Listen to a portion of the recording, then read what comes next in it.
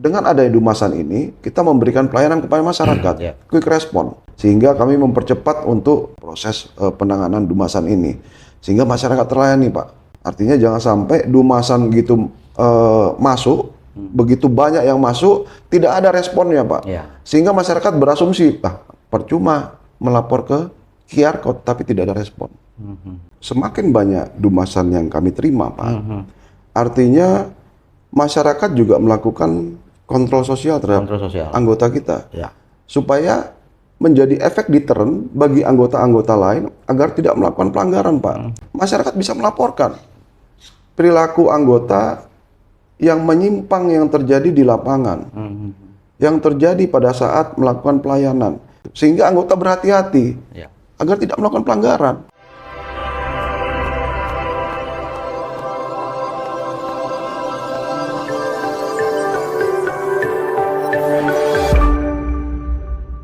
Baik, Assalamualaikum warahmatullahi wabarakatuh. Selamat berjumpa kembali bersama kami di podcast Presisi Polda Sulawesi Tengah. Salam presisi.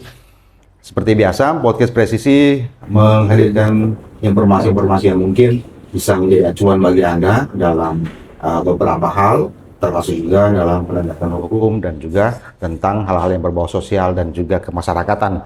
Nah, kali ini teman-teman dari podcast Presisi menghadirkan sebuah tema yang mungkin ini menjadi hal yang sangat penting bagi masyarakat di Sulawesi Tengah dengan tema digitalisasi aduan Propam Polda Sulawesi Tengah dan cara melapor tanpa rasa takut.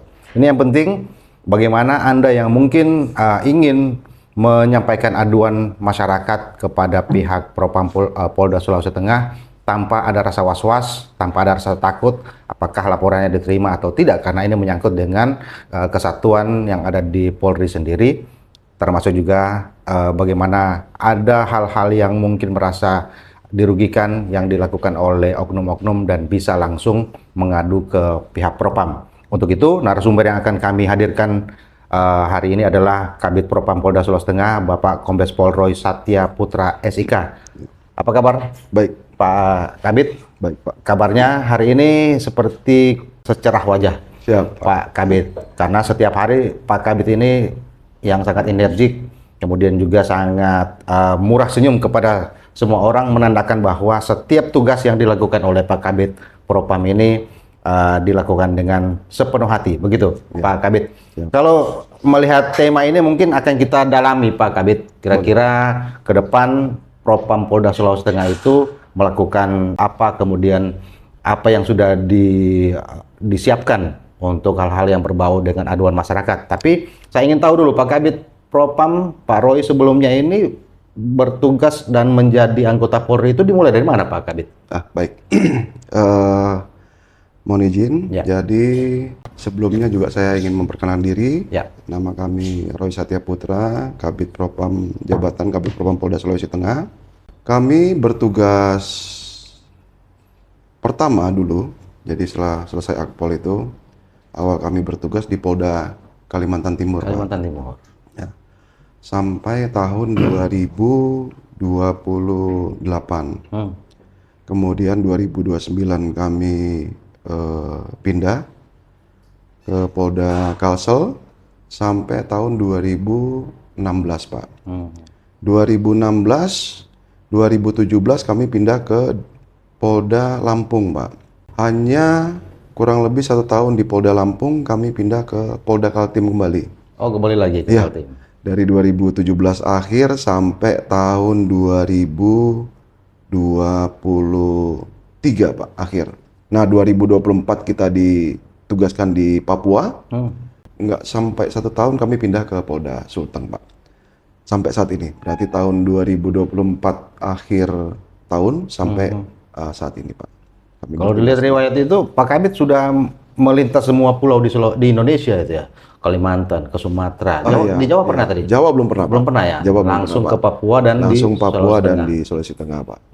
Nah, Pak Kabid, kalau selama ditugaskan menjadi Kabid Propam di Polda Sulawesi Tengah, mungkin orang pengen tahu apa sebetulnya tugas dari Propam Polda Sulawesi Tengah itu, karena banyak orang tahu menyebut Propam itu provos dan sebagainya. Nah, mungkin itu bisa dielaborasi, Pak Kabid. Ya. Jadi kami jelaskan dulu struktur di Bitpropam itu, di Bitpropam itu ada 5 bagian, Pak. Ya, dari mulai penerimaan pengaduan, subbak yanduan, Ya. kemudian dari subbak yanduan itu ada paminal, kemudian watprop, yang sering dikenal propos, Ya. penegakan disiplin, untuk penegakan disiplin. Yang terakhir ada rehab pers.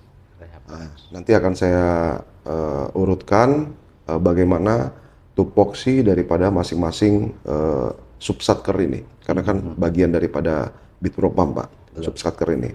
Jadi subsatker ini mempunyai peran masing-masing untuk menjalankan tugas pokok kepropaman, profesi dan pengamanan personil Polda Sulawesi Tengah, Pak. Berarti aduan masyarakat itu dimulai dari aduan masyarakat dulu, masuk ke aduan tadi, kemudian itu yang diproses oleh Paminal. Paminal, betul, Pak. Jadi begini, Pak. Jadi tidak hanya aduan masyarakat, Pak. Jadi di Propam itu ada aduan yang bersumber dari masyarakat, ada yang bersumber dari hasil penyelidikannya Paminal, Pak. Internal, ya? Ya, internal. Sehingga tidak hanya kita menunggu aduan, Pak. Akhirnya kan pasif. Ya. Nah, kita juga harus aktif. Sehingga ada upaya mitigasi agar anggota itu tidak melakukan pelanggaran, Pak. Nah, seperti itu. Upaya mitigasinya seperti itu, Pak. Upaya kita untuk mencegah terjadinya pelanggaran di anggota yang bertugas di Polda Sulawesi Tengah, Pak. Nah, gitu. Jadi sumbernya ada 2, pengaduan masyarakat, kemudian hasil daripada penyelidikan atau surveillance anggota, Pak. Nah, seperti itu. Nah, yang masih awam di masyarakat mungkin ketika laporan itu sudah masuk, apakah sama seperti di aduan publik di pos kepolisian yang ada di BAP dulu, gitu ya? Di SPKT, kemudian di BAP dulu dan sebagainya, apakah sama seperti itu, Pak Kadif? Oke, saya jelaskan dulu historisnya, Pak. Ya. Memang di Propam itu membuat satu program, namanya programnya Dumas Online QR Code. Ya, nah itu programnya Pak Kadif Propam kita di Propam. Dumas Online QR Code. Jadi historisnya Dumas Online QR Code ini karena yang pertama adalah banyaknya berita viral yang tidak tertangani, Pak. Yang banyak dipertanyakan masyarakat itu kan, no viral, no justice. Ya. Terus kemudian ada permasalahan yang tidak direspon. Ya. Nah, sehingga di Propam itu, Pak Kadif Propam itu membuat suatu terobosan kreatif untuk menampung, mewadahi pengaduan-pengaduan ini, kan harus diwadahi, Pak. Ya kan, supaya ditampung dulu. Supaya masyarakat bisa terlayani, Pak. Nah, itu tujuannya, itu yang pertama. Kemudian tujuan yang kedua adalah untuk mempermudah bagi si pelapor untuk melaporkan. Jadi tidak perlu datang dia ke kantor polisi, Pak. Jadi cukup dia menggunakan handphone, kemudian scan barcode, melaporkan kejadiannya, Pak. Nah, kejadian yang dilaporkan harus permasalahan pelanggaran yang dilakukan oleh anggota, baik disiplin, kode etik maupun pelanggaran-pelanggaran yang lain. Nah, sehingga bisa cepat kita quick respon, cepat melakukan mitigasi, cepat memberikan pelayanan kepada masyarakat. Supaya tidak ada lagi kata-kata no viral, no justice. Karena masyarakat terwadahi, terlayani, ya kan. Kemudian masyarakat bisa cepat mendapat kepastian terhadap apa yang dilaporkan. Selama ini kan tidak ada, Pak. Ribut di media sosial, kemudian kita tergopoh-gopoh, Pak, ya kan, untuk memberikan pelayanan, karena akhirnya terlambat, Pak, karena sudah sudah terblow up ke media sosial. Ibaratnya Propam menjadi seperti pemadam kebakaran. Kebakaran jadinya, Pak. Nah, itulah program itulah yang dirubah oleh Pak Kadif Propam melalui timnya di Propam untuk merubah ini supaya kita itu quick respon, cepat melakukan mitigasi, cepat memberikan pelayanan. Itulah tujuannya pertama kali itu dibuatkan Dumasan QR Code ini, Pak.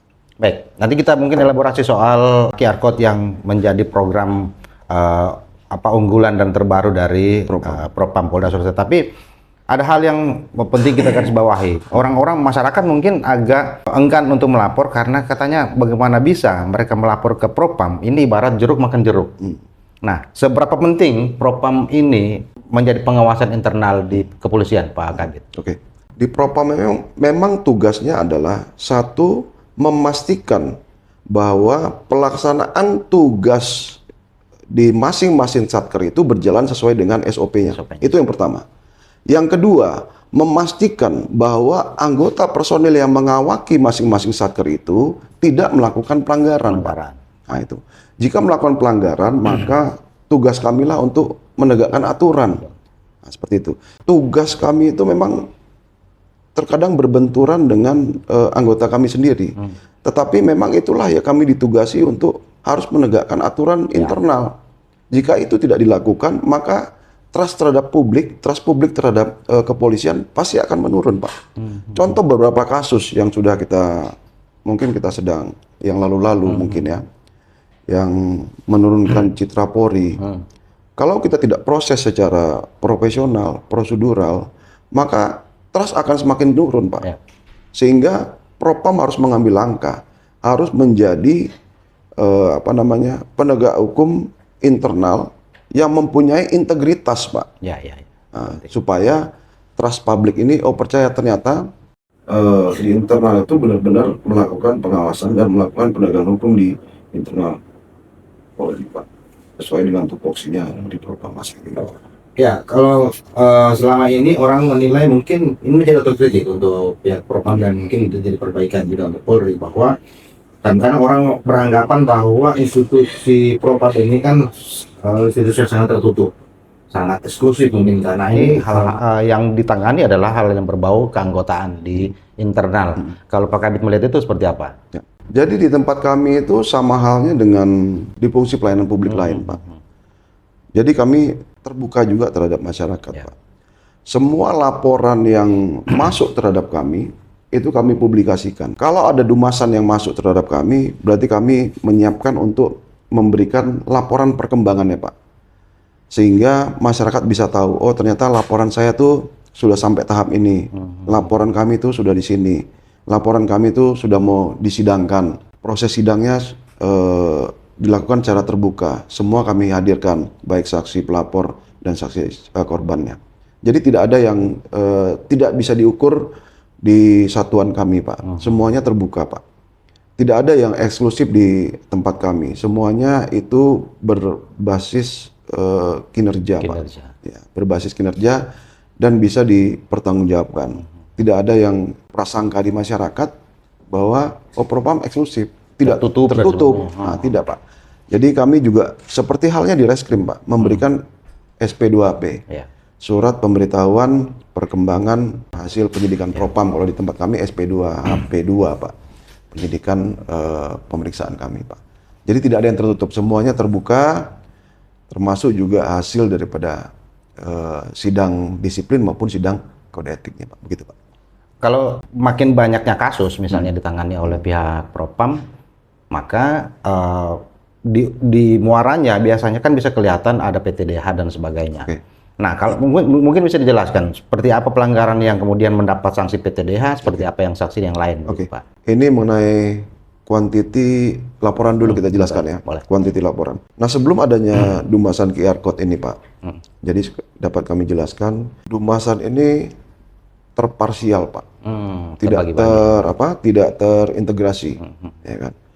Di Polres bikin dumasan sendiri, Polda bikin dumasan sendiri, Mabes sendiri, Pak. Dengan adanya pengaduan QR code ini, semua terintegrasi, Pak. Jadi laporan dari masyarakat ini mengenai QR code itu semuanya terdata, semuanya di Propam, Pak. Ada big data di sana. Ada tersimpan semuanya di data. Nah, kemudian dianalisa oleh personil yang ada di Propam. Ini punya Polda mana nih? Misalnya Polda Sulteng, Polda Riau, Polda Metro, Polda ini baru dibagikan, Pak. Pada hari itu juga langsung di-share ke masing-masing Polda. Misalnya dumasannya hari ini dianalisa, paling tidak siang atau sore mereka sudah masuk ke Polda. Karena sifatnya online juga, Pak. Bukan dikirim, sifatnya online juga. Nah, di tempat kami, di bak Yanduan itu, kemudian dibuka aplikasinya, Pak. Karena berbasis aplikasi, Pak. Dibuka aplikasinya. Ini punya mana nih, Pak? Personil mana yang melakukan pelanggaran? Apakah personil Polres atau personil Polda? Ya. Kalau personil Polres, Polres mana nih? Misalnya Polres Palu, Polres Sigi, atau Polres Donggala. Nah, kalau punya Polres, maka hari itu juga paling enggak 1 kali 24 jam kami sudah harus share ke Polres yang dimaksud ditangani oleh si Propam Polres. Kalau dia anggota Polda, maka ditangani oleh Polda pelanggarannya. Nah, ada juga beberapa pengaduan yang masuk yang mungkin menjadi domainnya dari reserse, Pak. Ya, karena masalah penyidikan. Sehingga itu pun kami limpahkan ke Wasidik untuk segera ditindaklanjutin. Karena sesuai dengan Perpol nomor 2 tahun 2024 kemarin terkait Dumasan, itu permasalahan reskrim manajemen penyidikan ditangani awal di Wasidik. Selanjutnya, Pak, terkait quantity. Memang dengan adanya Dumasan QR Code ini kita mengalami lunjakan Dumasan, Pak. Ya. Seyogyanya selama kami di sini sebelum adanya Dumasan QR Code ini, Pak, itu Dumasan Polda dalam 1 bulan mungkin cuma 5, cuma 4 Dumasan itu, Pak. Ya, tambah Polres mungkin tidak terlalu banyak, Pak. Dengan ada Dumasan ini, karena kita masif melakukan sosialisasi, Pak, dari dari Polda, Polres sampai ke Polsek, sehingga Dumasan itu meningkat, Pak. Ya, kuantitinya meningkat, Pak. Yang darinya tadi Polda 5, mungkin Polres cuma 3-4, itu naik, Pak. Naiknya berapa persen itu, Pak? Wah, itu naiknya mungkin kita Polda bisa tadinya 5 bisa 8-10, Pak. Dalam 1 bulan. 100% kenaikan. Ya, bisa 15, nah itu. Sehingga perlu upaya untuk menangani Dumasan ini, Pak.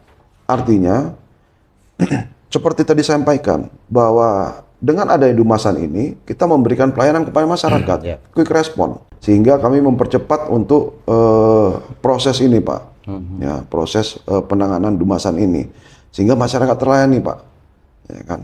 Artinya jangan sampai Dumasan gitu masuk, begitu banyak yang masuk, tidak ada responnya, Pak. Sehingga masyarakat berasumsi, percuma melapor ke QR Code, tapi tidak ada respon. Artinya ada penambahan personil juga untuk penanganan Dumas itu? Iya, jadi di Propam memang ada penambahan, tapi tidak signifikan, Pak. Karena di Propam sudah ada personilnya. Saat ini memang sesuai dengan DSP kami itu mungkin sudah lebih di Propam, Pak. Sudah lebih. Sudah lebih. Nah, sehingga itulah yang kita berdayakan untuk melakukan upaya percepatan penanganan Dumasan ini, Pak, ke masyarakat. Kan ada berbagai macam pelanggaran yang dilakukan oleh anggota. Ya kan? Ada yang mungkin utang piutang, ada yang mungkin rumah tangga, dan yang lain-lain, Pak. Nah, itu kita percepat. Nah, seperti itu, Pak. Pak Kabid, kalau kita melihat inovasi yang dilakukan oleh pihak Div Propam dengan mengeluarkan QR Code ini kan sebuah hal yang menurut pandangan saya bahwa ada digitalisasi yang dilakukan oleh pihak Propam. Hal-hal yang dulu mungkin dilakukan secara manual, melapor langsung ke Paminal, ke Propam, sekarang sudah langsung dari rumah saja bisa melakukan aduan.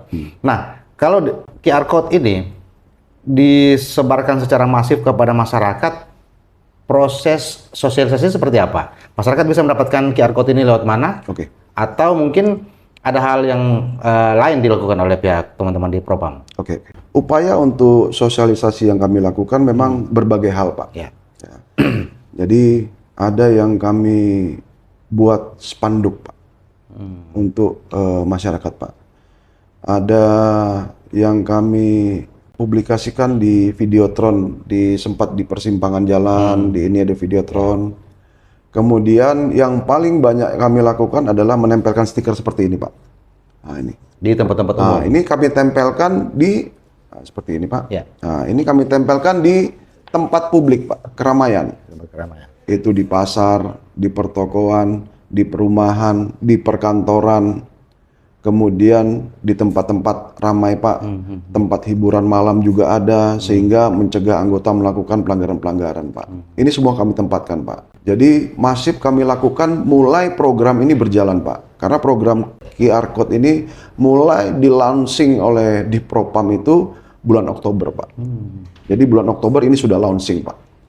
Nah ini kami masif melakukan sosialisasi. Sampai saat ini kita melakukan sosialisasi. Ya, kalau Pak Kabid, mohon maaf, masyarakat mungkin yang ada di perkotaan atau yang mungkin bisa secara masif mengakses internet, informasi dan sebagainya. Nah, mungkin ada tahapan-tahapan masyarakat yang mungkin belum paham QR Code itu seperti apa, bagaimana caranya melakukan aduan masyarakat, kemudian apa saja yang harus dilakukan. Mungkin tahapan-tahapan ini yang paling penting, yang perlu disosialisasikan Pak Kabid. Oke, baiklah. Pengaduan QR Code ini dibuat ya, segampang mungkin Pak.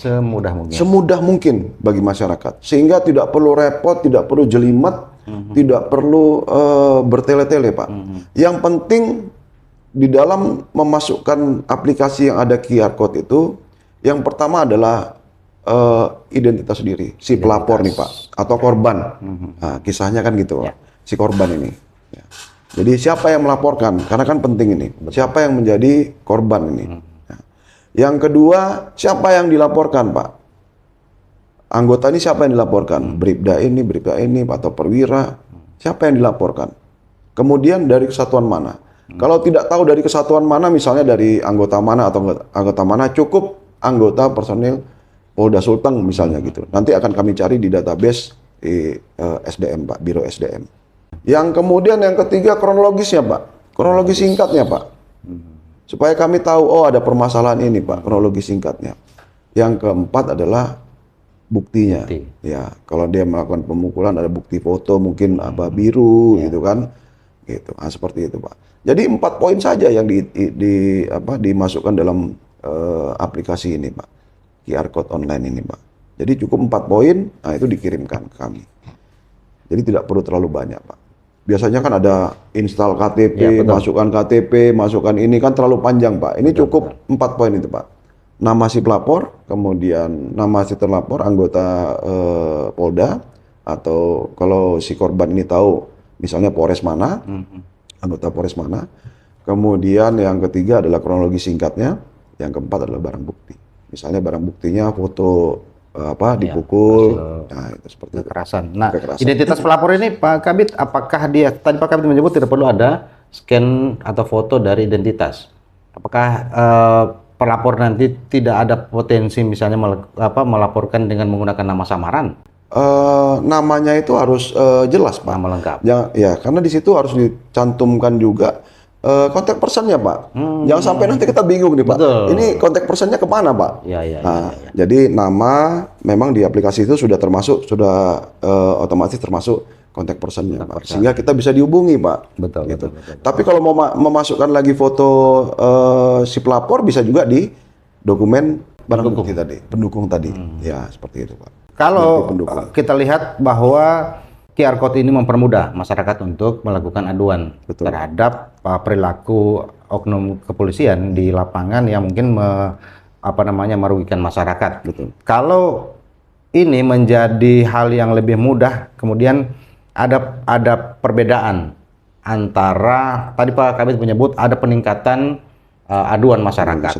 Nah, kalau aduan masyarakat semakin hari semakin meningkat karena sosialisasi ini semakin masif, apakah ini kemudian menjadi hal yang pelajaran bagi anggota Polri yang lain agar tidak melakukan hal-hal yang di luar tugasnya dan sebagainya? Ya, jadi sebenarnya tujuannya juga semakin banyak dumasan yang kami terima Pak. Artinya masyarakat juga melakukan kontrol sosial terhadap anggota kita. Ya. Supaya menjadi efek deterren bagi anggota-anggota lain agar tidak melakukan pelanggaran, Pak. Karena sekarang sudah terbuka, Pak. Betul. Dengan ada QR Code ini, masyarakat bisa melaporkan perilaku anggota yang menyimpang yang terjadi di lapangan, yang terjadi pada saat melakukan pelayanan, yang terjadi pada saat anggota melakukan bertugas, Pak. Situ. Sehingga anggota berhati-hati Ya. agar tidak melakukan pelanggaran. Betul. Karena masyarakat dengan gampangnya untuk melaporkan anggota nih Pak. Dengan adanya QR code ini, semua bisa lapor Pak. Masyarakat bisa lapor apa yang terjadi. Sehingga setiap pagi pun kami nyampaikan, tolong anggota jangan melakukan pelanggaran. Karena memang sudah ada QR code. Kontrol sosialnya lebih kencang lagi. Lebih masif lagi dengan ada QR code ini Pak. Hanya saja kan ada kualitas laporan gitu ya. Bukan cuma kuantitasnya, makin banyak. Kan ini kan takutnya makin banyak laporan, ternyata kualitasnya hanya gara-gara marahan sama istrinya melapor ke Dumas gitu. Ada itu Pak. Ada juga. Ada. Jadi karena ribut sedikit di rumah tangga, ada juga membuat dumasan kepada kami. Akhirnya kami panggil dua-dua Pak. Iya. Kan memang semua tidak harus berakhir di sidang kan Pak. pengadilan. Memang di Perpol itu kita ada aturan mengenai restoratif justice Pak. Iya. Ada aturan mengenai RJ Pak. Selama itu bisa permintaannya korban dan terlapor ini bisa dilakukan RJ, maka bisa dilakukan RJ Pak. Memang di Perpol itu dibunyikan. Jadi semua tidak harus berakhir di sidang disiplin maupun sidang kode etik. Kode etik. Nah, seperti itu Pak. Kalau soal kerahasiaan identitas pelapor, apakah juga itu dijamin oleh pihak propam? Begini Pak, karena kan pelapor ini korban Pak, Ya, ya kan? Korban ini pasti ada yang dilaporkan Pak. betul. Ya, seperti itu. Jadi korban melaporkan peristiwa apa yang terjadi padanya kan Pak. Nah, itu juga kami sebenarnya secara tidak langsung tetap kami lindungi Pak untuk korbannya. Tetapi biar bagaimanapun korban ini kan pasti si terlapor tahu bahwa yang melaporkan adalah si A. Ya kan? Bahwa laporan kami ini berdasarkan pengaduan dari si A, dari korban misalnya kan, nah, sehingga si terlapor ini diperiksa, nah, sepertinya gitu Pak. Mungkin bisa diulangi lagi tadi, Pak Kabid, soal progres, karena yang dikhawatirkan oleh masyarakat adalah setelah melapor kemudian kasusnya ngambang, menguap dan sebagainya, dan kemudian dianggap pihak propam tidak bekerja. Nah, tadi mungkin diulangi. Tadi Pak Kabid sudah sempat menyinggung soal itu progres dari aduan masyarakat. Kemudian sekarang sudah sampai di tahap mana, dan sebagainya. Mungkin bisa diulangi lagi seperti itu. Oke. Jadi mulai dari dumasan ini dulu Pak ya. Baik. Mulai dari QR code ini masyarakat scan. Kemudian mengisi data. Data itu akan dikirim ke di propam. Dalam waktu 1 hari dia akan kirim kembali ke Polda masing-masing nih. Termasuk tergantung dumasan dari mana nih. Kalau ada dumasan masyarakat berdomisili di mana? Di Sulteng, maka laporan itu akan langsung kirim pada hari itu juga di Polda Sulteng. Nah, di Polda Sulteng kami terima dumasannya, Pak. Kami terima dumasan, kami langsung menghubungi pendumas nih, bahwa dumasan saudara saat ini telah ditangani oleh Bid Propam Polda Sulteng. Kalau dumasan itu dilimpahkan kembali ke Polres, maka Polres pada hari itu juga wajib menjawab bahwa dumasan Anda telah ditangani oleh si Propam Polres Palu misalnya. Dumasan yang ada di Polda, yang ditangani oleh Polda, itu nanti akan masuk ke Bid Propam dulu, Kabid dulu. Kemudian dari Kabid, dari saya, kemudian disposisi dulu. Nah, diserahkan dulu, mekanismenya diserahkan dulu ke Paminal untuk melakukan lidik, Pak, penyelidikan.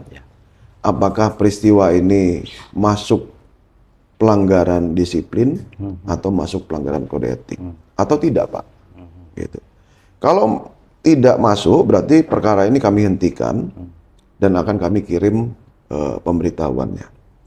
Kalau perkara ini berdasarkan hasil lidik Paminal, kemudian digelarkan bahwa terdapat pelanggaran kode etik dan pelanggaran disiplin, maka kalau itu domainnya kode etik, maka akan ditangani oleh Subbid Watprop.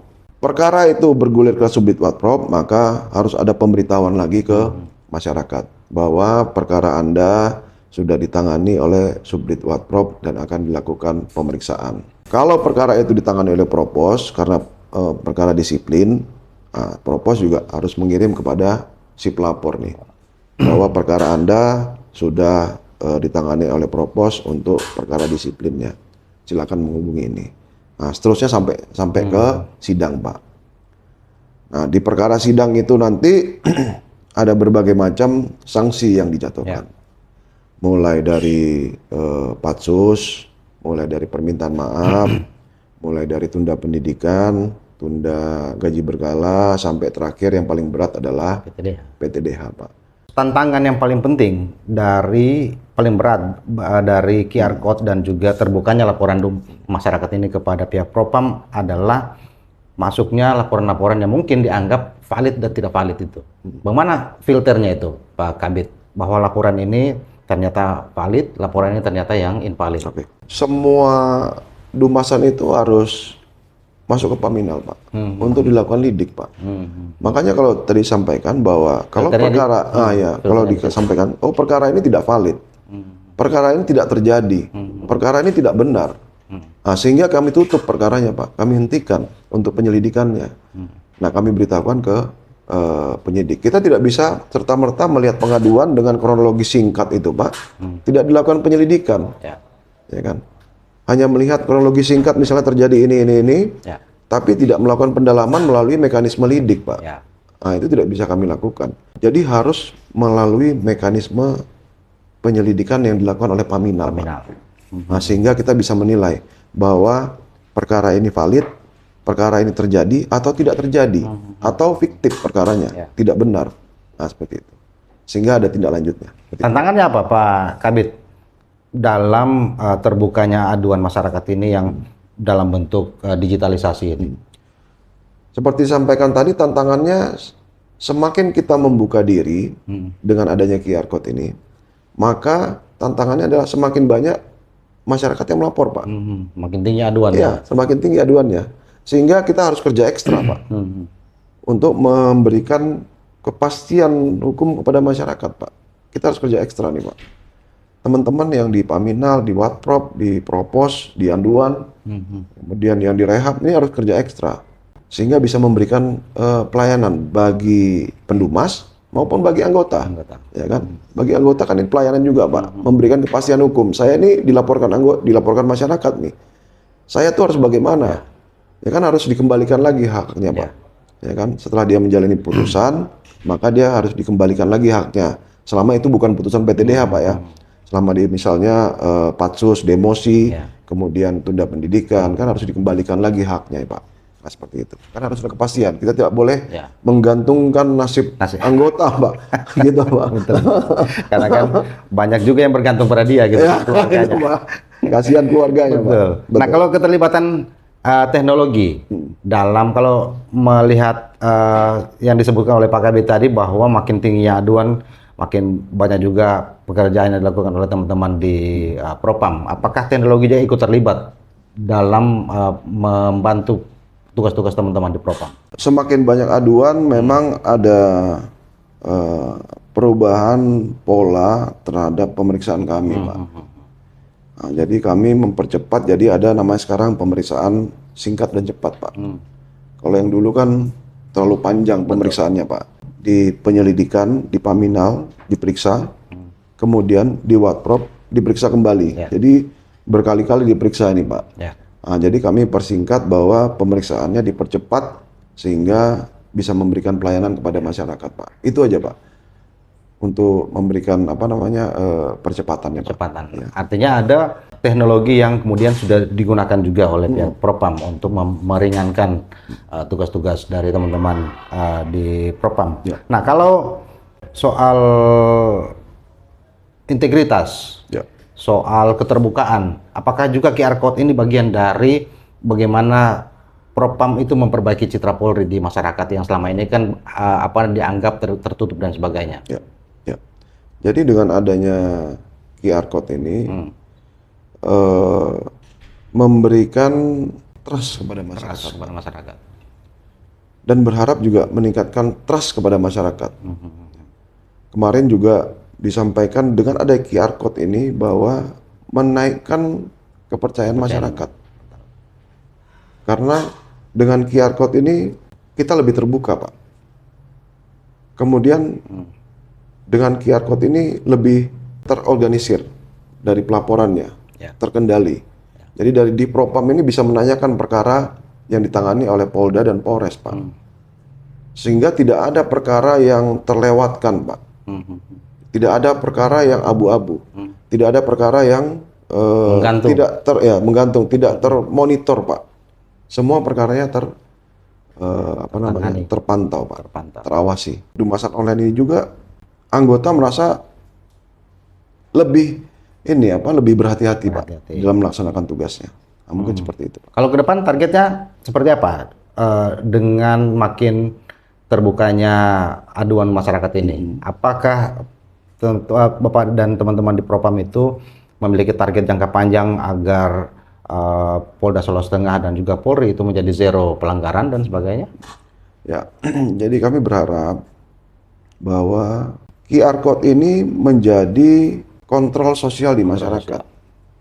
Dengan adanya QR Code ini anggota lebih berhati-hati melaksanakan tugas, kemudian beraktivitas di masyarakat, kemudian bersikap bertutur di masyarakat. Dan kita berharap juga masyarakat lebih proaktif memberikan masukan, Pak, kepada kami. Dan kami juga dengan adanya QR Code ini berharap bahwa tidak ada lagi ke depannya anggota yang melakukan pelanggaran, Pak. Itu harapan kami, Pak. Tidak ada lagi anggota yang melakukan penyimpangan yang bahkan merugikan diri sendiri, merugikan keluarga. Yang paling berdampak adalah merugikan institusi, Pak. Itu yang paling penting, Pak. Itu harapan kami ke depan, Pak. Baik, sebelum kita close ini, Pak Kabid, mungkin ada yang bisa Bapak berikan penyampaian kepada masyarakat, mengingat bahwa aduan masyarakat ini juga sangat penting untuk memperbaiki citra Polri. Tapi masih ada masyarakat yang mungkin masih merasa takut, masih merasa khawatir, karena tadi di awal kita menyebut bahwa mereka takut melaporkan oknum anggota Polri ini kepada Propam. Mungkin bisa disampaikan, Pak Kabid. Baik, jadi kami berharap dengan adanya Dumasan QR Code ini bisa membantu masyarakat di dalam melakukan pengawasan terhadap anggota-anggota kami, Pak. Itu harapan kami, Pak. Dan kami juga memberikan pesan kepada anggota-anggota kami agar tidak melakukan pelanggaran, Pak. Itu yang paling penting. Betul. Sehingga masyarakat tidak dirugikan, ya kan? Kemudian kita membantu masyarakat dalam memberikan pelayanan yang ada di Polri. Kita merupakan aparat penegak hukum yang berbasis pada Tribrata, Pak. Ya kan? Tugas pokoknya memberikan pelayanan perlindungan pengayoman, penegakan hukum, serta menjaga Harkam Tipmas. Seperti itu, Pak. Baik, terima kasih banyak Pak Kabid Propam Polda Sulawesi Tengah, Bapak Kombes Pol Roy Satya Putra SIK. Dan bagi Anda masyarakat, tadi sudah disebutkan oleh Pak Kabid Propam bahwa Anda tidak perlu ragu untuk melaporkan segala hal yang berbau dengan pelanggaran anggota kepolisian, oknum anggota kepolisian di lapangan, dan Anda bisa langsung melakukan pelaporan aduan yang masyarakat melalui QR Code yang sudah disiapkan oleh teman-teman dari Propam Polda Sulawesi Tengah. Dan sesimpel ini, ketika Anda menggunakan gadget, scan di barcode ini, siapkan identitas, kemudian juga siapkan kronologinya dan juga bukti-bukti terkait dengan aduan teman-teman. Begitu Pak Kabid ya? Ya, betul. Dan himbauan terakhir, mungkin ini yang sangat penting, bahwa citra Polri itu tergantung dari anggota kepolisian yang ada di masyarakat. Karena yang bersentuhan langsung dengan masyarakat adalah teman-teman anggota Polri yang menjadi garda terdepan, baik itu yang ada di Polsek, Polres, maupun yang ada di Polda. Sehingga perbaikan citra, sebaik apapun upaya yang dilakukan oleh teman-teman dari Propam, kalau itu tidak ada niatan dari teman-teman sekalian yang ada di jajaran garda terdepan Polri, maka semua akan sia-sia. Olehnya, yang harus dilakukan bukan hanya meminimalisir pelanggaran, tetapi bagaimana bertugas sesuai dengan amanat yang sudah ditetapkan oleh institusi kepolisian. Itu saja mungkin yang bisa kami sampaikan. Terima kasih banyak Pak Kabid Propam Polda Sulawesi Tengah. Mudah-mudahan setelah ini juga ada hal yang menjadi inovasi baru yang dilakukan oleh teman-teman di Propam Polda Sulawesi Tengah. Saya Abdi Mari dan kru yang bertugas di podcast presisi yang mengucapkan banyak terima kasih. Wassalamualaikum warahmatullahi wabarakatuh dan salam presisi. So, presisi. Terima kasih ya. Siap.